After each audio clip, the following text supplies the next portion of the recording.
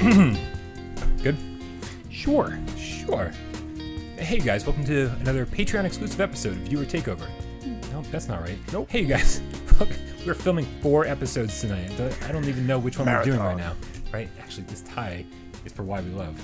I've got the wrong costume on, Desra. It was the costume change. It was supposed to happen before we started this. That's all right. This is what the people are paying for. Yeah, behind the scenes, the backstage pass, as it is. Hey, you guys, welcome to a Patreon exclusive episode of The Litter Box. I'm Brian Paul. That's Desiree the Strange. Hello. And we're here tonight because we haven't talked to you guys in a little bit. And there was like an interesting sort of PS5 leak. Yeah. Which is strange to say a leak because Mark Cerny already kind of came out on Wired and talked about it. Right. So Mark Cerny came out. That's strange. We didn't know that. I mean, basically, if you haven't seen the footage, it's kind of been roaming around for about a day now at this point, right? I think so. And basically, it just shows the insane decrease in load times that you can get from, well, at the very least, having an SSD. Right.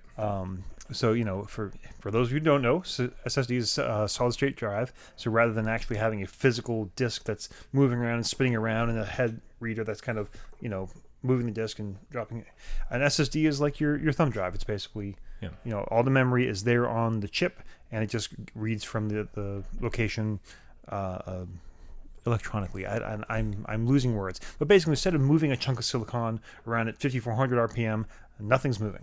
And the reason that like consoles really haven't, I mean, of course, the PlayStation 4 is like, how old at this point? 5 years old? Yeah. Solid state wasn't like exactly standard 5 years ago.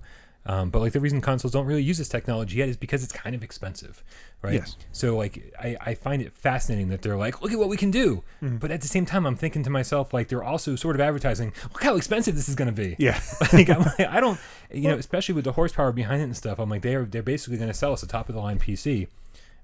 And I don't know how much of a loss they're willing to take on that. Well, here's the question now. What, to get a lot of performance out of a PC, one of the tricks is to have an SSD, a smaller SSD where your operating system lives, yes, and things like that. And then you've got the big, slow, relatively slow, like 7,200 RPM hard drives for your like file storage. Right. Do we think they're going to pull that kind of trick here? Like, are you going to have an SSD for, maybe like you load the actual game you're playing onto the SSD? Yeah, I think there's got to be some kind of crazy file transferring trick that they're going to be doing. There's going to be all sorts of information being swapped in and swapped out depending on what game you're playing. Because let's be honest too. Like, Sony is very, very invested in us buying our games digitally. Like, this is true. Everybody is, and to do that, we need some monster hard drive space. Right. I mean, there's how many of there's a whole threads dedicated to like what's the best external hard drive I need for my PlayStation, which is insane. So I would not be surprised if we'd see like an SSD for performance and then some kind of just monster, multi-terabyte drive for actually storing all the games that they want us to buy. Yeah. No, that makes perfect sense to me. Here's the thing. What month is it? May? It is the month of May. Is so May 2019. I'm guessing that the PlayStation 5, we won't see what the box looks like until February, maybe March of next year, and then I don't think the console's going to be out until November 2020.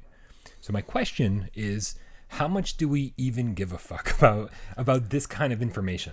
Yeah, I mean, for me personally, I've never really cared much about this because, as I say ad nauseum, until PlayStation VR came out, I was always a generation behind, right, by choice anyways. So it's not really that important to me. I'm not going to be one of the people who are like, oh, I've got to pre-order it and get a day to date, and I'm going to be in the line at GameStop to pick it up at midnight on whatever launch day. No, I guess that means I'm pre-ordering 2 of them. We'll see how good our Patreon's going at that point. We're gonna have to do a major fundraising weekend or something before these things happen. Yeah, but honestly, like I know what's going to come out eventually. My knowledge of exactly what kind of hardware specs are irrelevant. Yeah.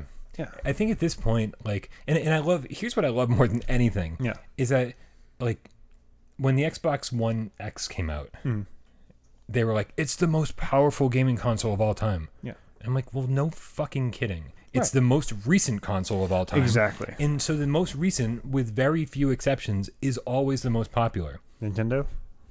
Yeah, like they're in a whole different like league of their own.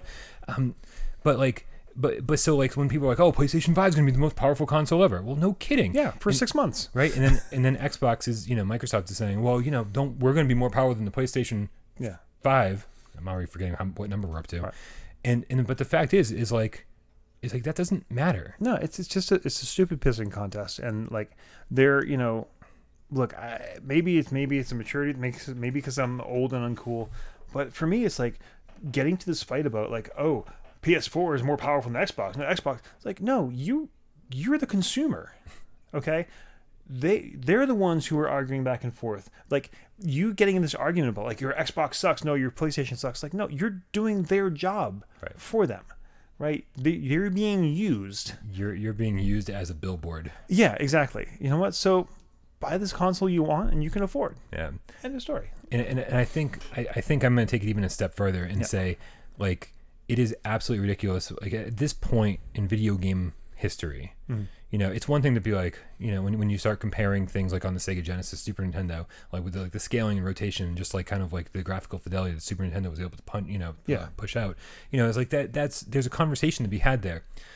As soon as PS3 and 360 came around. Yeah. At that point, I mean, the parity is so close, right? And people are going to be like, oh, in early days of PS3, you couldn't do this. And I was like, no, it's so close that it really just doesn't make a difference. Yeah. And now we're almost 2 generations past that. Yeah. It's not going to make a difference. It's all going to come down to games.